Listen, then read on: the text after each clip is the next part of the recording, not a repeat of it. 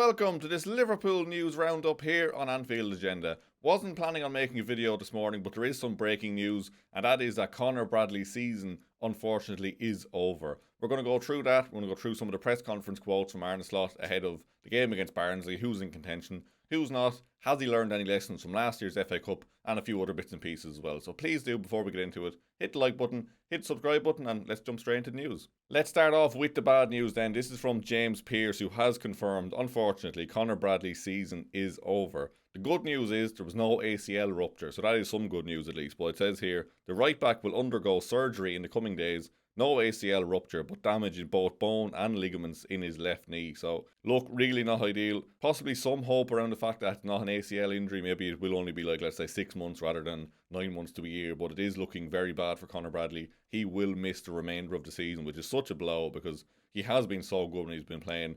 Whether Liverpool will be forced to act in the market now or not is another story, but so sad for the young man because he's been absolutely fantastic when he's been playing. Such an unfortunate injury, and yeah, just a really sad situation all around.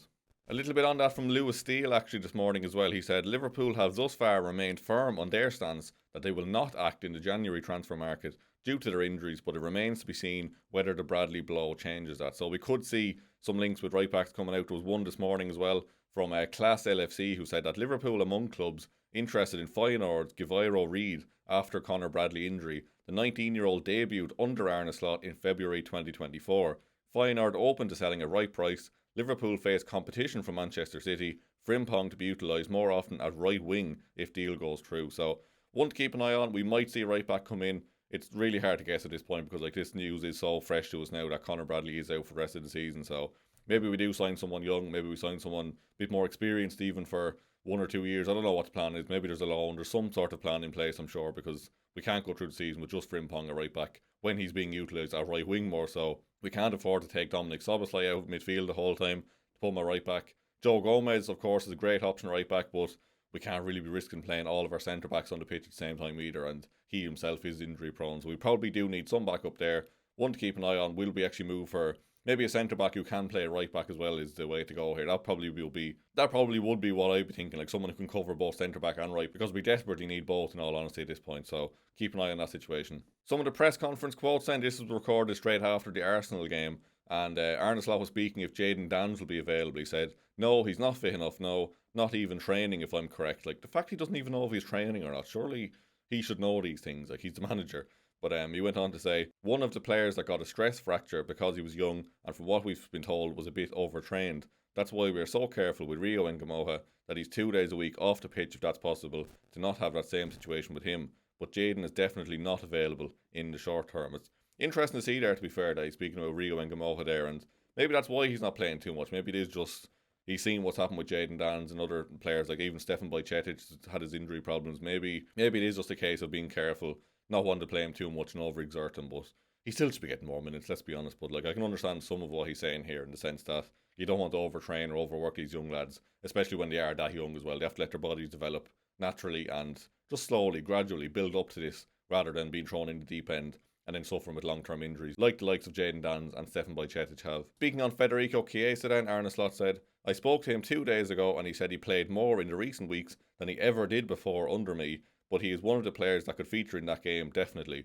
Now, it's not hard for Chiesa to realise he's been playing more lately, to be fair, when he has barely played in the last 18 months. So, don't know what to read from that one, in all honesty. I would expect him to start on Monday. I think Slot has basically said that he will go stronger in this game than people might expect him to. So, I think the likes of Chiesa probably will start. Hugo Ekitike is back in contention as well. That's very good to see. I'd imagine he will start as well, maybe get 60 minutes to start building up that fitness again. If he had been fully fit in recent weeks and had played the last 2 games, I'm sure he probably wouldn't be playing against Barnsley, but the fact he's come back from injury, probably a good game to stick him in, probably a slightly lower intensity game to start building his fitness back up ahead of a busy schedule in the rest of January. Another bit from Lewis Steele here then, who says that Arne Slot will not make wholesale changes for the FA Cup third round tie against Barnsley after learning from mistakes at Plymouth last year. Now, Arne Slot has not forgotten that Plymouth game. He still brings it up. It still seems to be the reason that he holds a grudge against Federico Chiesa. He didn't step up enough in that game for his liking, and hopefully he does learn from them mistakes. Hopefully some of the young lads get a chance. I'd like to see Trainioni get a chance. I'm sure someone like Nalo might get a chance as well. players like Trent Cohn-Doherty, Kieran Morrison, Cade Gordon, if they're all fit, like I'm sure they will get a few minutes as well. Rio Ngamoha, I really hope he starts or at least gets like the second half at least. Maybe give him at least half an hour or 45 minutes because he deserves a chance. Again, you don't want to overwork him, but a game like this is probably tailor-made to get players like this minutes. Young Calvin Ramsey at right back as well. Well, he's not as young as the other ones to be fair, but Calvin Ramsey at right back, I would expect to see that. I'd expect to see Georgie Mamardashvili in goal as well. And then it's hard to know after that. Maybe Andy Robertson starts on the left back. Maybe someone like Joe Gomez steps in centre back alongside Nalo. Like, you probably have some of the first team players, but not like, I'm sure the likes of Dominic Szoboszlai and Ryan Gravenberch, for instance, will be rested, or maybe one of them starts. But yeah, it'll be interesting to see what he goes with. I'm excited for the game, to be fair. I do like these type of games where you tend to see like players like Rio and other lads getting a chance as well, so it's always exciting to see that. I'm going to predict a 4-1 win. I think we should beat them easily. We're at home against Barnsley, like they're 17th in League One, for God's sake. Like, if we can't be beating Barnsley, we don't deserve to be anywhere at all. So please do let me know in the comments below your score predictions and your lineup predictions as well. Other bit of interesting news this morning, just to bring it to you. So this is from the Sunday Times, who say that Arsenal have hired the world's leading throw-in coach, Thomas Gronemark, as they look to further weaponise set pieces and squeeze marginal gains in their Premier League title push. The move underlines Arsenal's focus on fine details as they chase their first league title in over 20 years. Now, you may remember that name as Jurgen Klopp had him in his backroom staff at the time. I can't remember what seasons it was exactly, but he has been at Liverpool for a couple of years. Not there now, but Arsenal have scooped him up and brought him in. And we know Arsenal love a set piece, so expect their throw-ins to get better now because he done some solid work at Liverpool that time. I know Jurgen Klopp sang his praises and he's very highly rated, so I expect Arsenal's throw-ins to be even better now, alongside their corners and set pieces, which is fantastic news, isn't it? Arsenal getting better at set pieces. That's what the world needed. Arsenal focusing more on set pieces. That's what the Premier League needed, wasn't it? A little bit more from Arne Slot then, speaking on the game on Monday. He said, I can guarantee you that on Monday you will see all the players you saw against Arsenal, maybe with some substitutions, but then they will be on the bench, so that is going to be different from last season against Plymouth. So again, probably going to go fairly strong with a few rotations, but again, he's learned his lessons. He's going to keep a few ringers on the bench he can bring in if the game is needed to be saved, but hopefully it won't.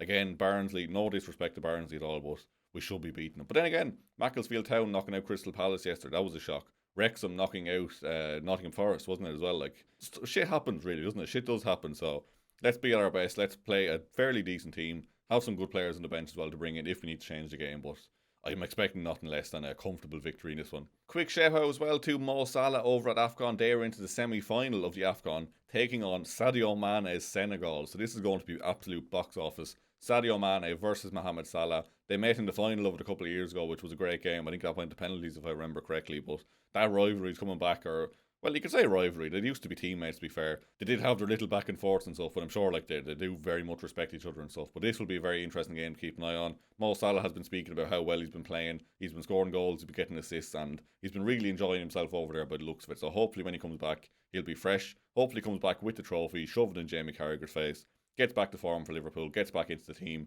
leads us to the Champions League victory. I'm getting deluded here, but yeah, him being happy over there, playing well, can only be a good thing. When he comes back, I'm sure he'll be a valuable asset because we really do need it up front again, don't we?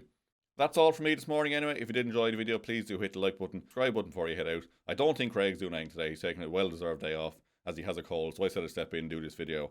We'll be back again tomorrow. I'll have a video out tomorrow morning, and then we'll be live from 6:30, I believe, is the plan for the Barnsley watch-along, because that game kicks off at 7:45. So please do join us for that one. Hit the like button before you head out. Thank you very much for watching, and I will see you very soon.